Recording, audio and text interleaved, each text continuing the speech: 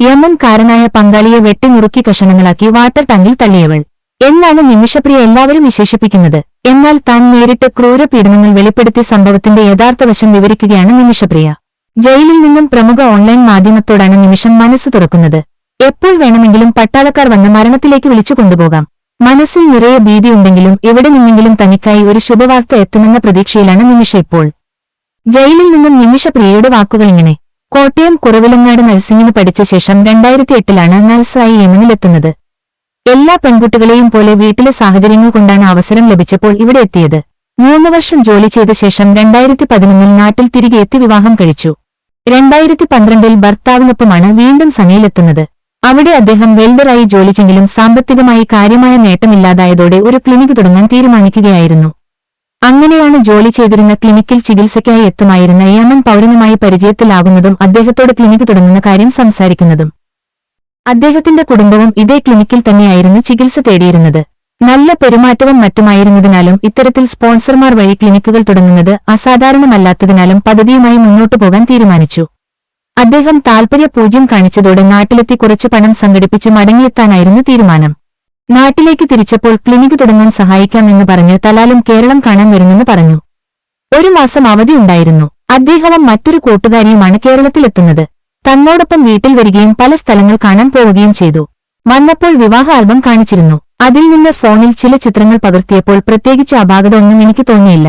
തിരികെ അദ്ദേഹത്തോടൊപ്പം മടങ്ങിയപ്പോൾ ഭർത്താവ് കൂടെ വരുന്നില്ല, പകരം കടം വാങ്ങിയും മറ്റും പണം സ്വരൂപിക്കുകയായിരുന്നു അദ്ദേഹം. സനയിൽ തിരികെ എത്തിയപ്പോൾ പഴയ ക്ലിനിക്കിൽ ജോലിക്ക് പ്രവേശിക്കാതെ പുതിയ ക്ലിനിക്ക് തുടങ്ങി. ഇതിനകം ആദ്യം ജോലി ചെയ്തിരുന്ന ക്ലിനിക്കിന്റെ ഉടമ വഴക്കിന് വന്നു.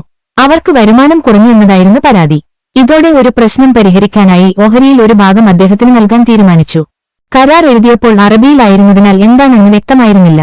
33% ഓഹരി പഴയ ക്ലിനിക്ക് ഉടമയ്ക്ക് കൊടുത്തപ്പോൾ ബാക്കി 67% തലാലിന്റെ പേരിലെഴുതി.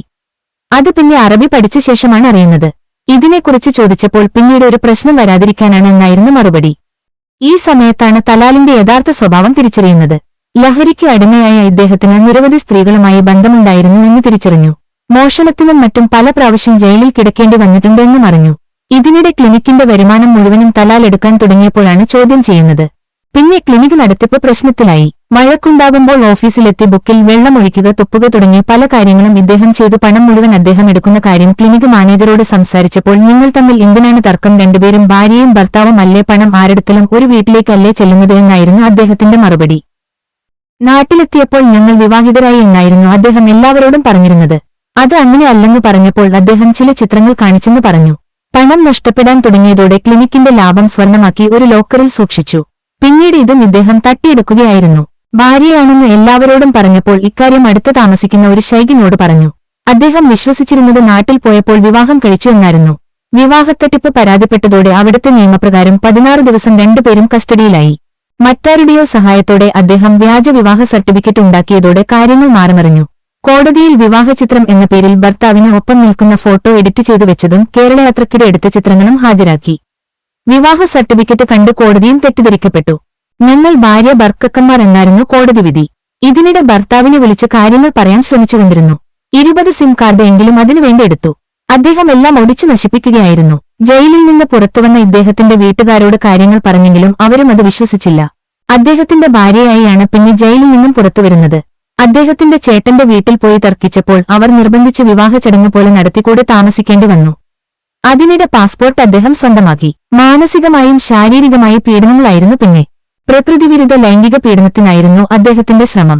വീട്ടിലിരുന്ന് കൂട്ടുകാരെ വിളിച്ചുവരുത്തി അവരോടൊപ്പം കൂട്ടമായി ശരീരം പങ്കുവെക്കുന്നതിനും നിർബന്ധിച്ചു. അതിനിടെ അദ്ദേഹത്തിന്റെ ഉപദ്രവം ശക്തമായി കൊണ്ടിരുന്നു. പാതിരാത്രിയിലും വീട്ടിൽ നിന്ന് ഇറങ്ങി ഓടേണ്ട സാഹചര്യങ്ങളുണ്ടായി. പലപ്പോഴും അയൽവാസികളാണ് തന്നെ വലിയ അപകടങ്ങളിൽ നിന്ന് രക്ഷിച്ചിട്ടുള്ളത്. മണിക്കൂറുകളോളം മറ്റൊരു രാജ്യത്ത് റോഡരികിൽ അർദ്ധരാത്രിയിൽ ചെലവഴിക്കേണ്ടി വന്നിട്ടുണ്ട്. എന്നിട്ടും അവരുടെ കൂട്ട ആക്രമണത്തിന് അനുവദിച്ചു കൊടുത്തില്ലെന്ന് മാത്രമാണ് ആശ്വാസം. നീ എന്താണ് എന്റെ താൽപര്യങ്ങൾക്ക് വഴങ്ങാത്തത് എന്നായിരുന്നു അദ്ദേഹത്തിന്റെ ചോദ്യം. നിങ്ങളെന്റെ ഭർത്താവല്ലാത്തതുകൊണ്ട് എന്നായിരുന്നു എന്റെ മറുപടി. നീ എന്റെ ഭാര്യയാണ്, പറയുന്നത് അനുസരിച്ചേ പറ്റൂ, അല്ലെങ്കിൽ ജീവിക്കാൻ അനുവദിക്കില്ലെന്ന് പറഞ്ഞായിരുന്നു പിന്നെ ഉപദ്രവം. ഇവരുടെ പക്കൽ ഇപ്പോഴും ഒരു ചെറിയ കത്തി ഉണ്ടാകാറുണ്ട്. അതുവെച്ച് കയ്യിൽ മുറിവേൽപ്പിച്ചു. ഞരമ്പ് മുറിച്ച് ചോര ഒലിച്ചു ചോര ചീറ്റുന്നത് കണ്ട് ബാത്റൂമിലേക്ക് തള്ളിയിട്ടു. അവിടുന്ന് രക്ഷപ്പെട്ട് ക്ലിനിക്കിലെത്തി സ്വന്തമായി മരുന്ന് കുത്തിവെച്ച് സ്റ്റിച്ച് ഇട്ടതുകൊണ്ടാണ് ജീവൻ രക്ഷപ്പെട്ടത്. ഇതിനിടെ പല പ്രാവശ്യം അദ്ദേഹത്തിന് ജയിലിൽ കിടക്കേണ്ടി വന്നിട്ടുണ്ട്. ജയിലിൽ പോയി പാസ്പോർട്ട് തരാൻ ഒരുപാട് തവണ കരഞ്ഞപേക്ഷിച്ചു. തന്റെ അക്കൗണ്ടിൽ പണം വന്നിട്ടുണ്ട്, അത് എടുക്കാൻ ഒറിജിനൽ പാസ്പോർട്ട് വേണമെന്ന് കള്ളം പറഞ്ഞു നോക്കി. എന്നിട്ടും ഒരു രക്ഷയുമില്ല. അതോടെ പാസ്പോർട്ട് നഷ്ടമായെന്ന് കാണിച്ച് എംബസിയെ സമീപിച്ചപ്പോൾ പത്രപരസ്യം നൽകി അപേക്ഷ നൽകണമെന്നായിരുന്നു നിർദ്ദേശം. ഇതും നടക്കാതെ വന്നതോടെ നിരാശയിലായപ്പോഴാണ് ജയിലിൽ വരുമ്പോൾ കാണാറുണ്ടായിരുന്ന ഒരു ഉദ്യോഗസ്ഥൻ സഹായിക്കാമെന്ന് പറഞ്ഞത്. ഇദ്ദേഹത്തെ അനസ്തേഷ്യ നൽകി ബോധം കെടുത്തിയാൽ വാഹനവുമായി വന്ന് എവിടെയെങ്കിലും കൊണ്ടുപോയി ദേഹോപദ്രവം ഏൽപ്പിച്ചും ഭീഷണിപ്പെടുത്തിയും ഡിവോഴ്സിന് സമ്മതിപ്പിച്ച് ഭാര്യ അല്ലെന്ന് എഴുതി വാങ്ങുകയും പാസ്പോർട്ട് തിരികെ വാങ്ങാമെന്നുമായിരുന്നു തീരുമാനം. ക്ലിനിക്കിൽ ജോലി ചെയ്യുന്ന തന്നെ സങ്കടം കാണാറുള്ള ഹനാൻ എന്ന യുവതിയും ഇക്കാര്യത്തിൽ സഹായിക്കാമെന്ന് പറഞ്ഞ ഇതിനിടയിലാണ് അദ്ദേഹത്തിന് യൂറിൻ ഇൻഫെക്ഷനാണ്, മരുന്ന് വേണമെന്ന് പറയുന്നത്. ഇത് അവസരമായി എടുത്താണ് മയങ്ങുന്നതിനുള്ള മരുന്ന് കുത്തിവെക്കുന്നത്. ആദ്യം മരുന്ന് കുത്തിവെച്ചപ്പോൾ ഇദ്ദേഹം ലഹരി ഉപയോഗിക്കുന്നതിനാൽ കാര്യമായി ഏറ്റില്ല. ഇതോടെ കുറച്ചുകൂടി കൂടിയ മരുന്ന് കുത്തിവെച്ചു. ഈ സമയം ഇയാൾ ഉച്ചത്തിൽ നിലവിളിച്ച് താഴെ വീഴുകയായിരുന്നു. പിന്നീട് ബോധം കെട്ടുപോയി. പൾസ് നോക്കിയപ്പോൾ ഇല്ലെന്ന് മനസ്സിലായി. ഇത് കണ്ട് ഭയന്നു പോവുകയായിരുന്നു. എന്തു ചെയ്യണമെന്ന് അറിയാതെയായി. അപ്പോഴാണ് പിരിമുറുക്കം കുറക്കാനുള്ള 2 ഡോസ് മരുന്ന് എടുത്തു കഴിച്ചത്. ഇതോടെ അർദ്ധബോധ അവസ്ഥയിലാവുകയും ചെയ്തു. മാനസിക നിലയിലും പ്രശ്നമുണ്ടായി. താഴെ താമസിച്ചിരുന്ന ഹനാനോട് കാര്യങ്ങൾ പറഞ്ഞു. തനിക്ക് ബോധമില്ലാത്തതിനാൽ ഹനാനാണ് പിന്നെ കാര്യങ്ങളെല്ലാം ചെയ്തത്. അദ്ദേഹത്തിന്റെ മൃതദേഹം ദൂരെ എവിടെയെങ്കിലും കൊണ്ടുപോയി ഒളിപ്പിക്കാനായിരുന്നു പരിപാടി. സംഗതി അറിഞ്ഞതോടെ സഹായിക്കാമെന്ന് പറഞ്ഞ് ജയിൽ ഉദ്യോഗസ്ഥനും കൈമലർത്തുകയായിരുന്നു.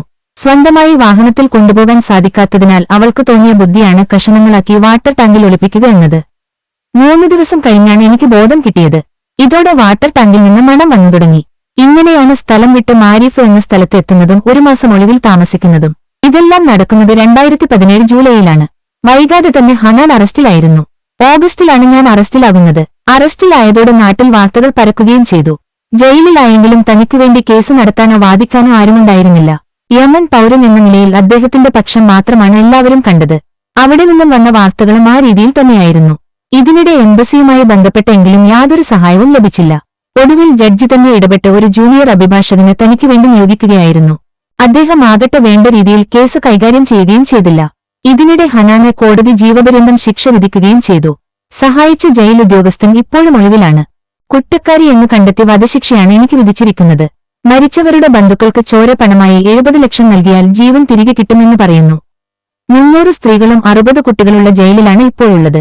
തന്നെ സഹായിച്ചതിന് ജീവപര്യന്തം ശിക്ഷിക്കപ്പെട്ട യമൻകാരി ഹനാൻ ജയിലിലുണ്ട്. രാവും പകലും പ്രാർത്ഥനകളുമായാണ് ഇപ്പോൾ കഴിയുന്നത്.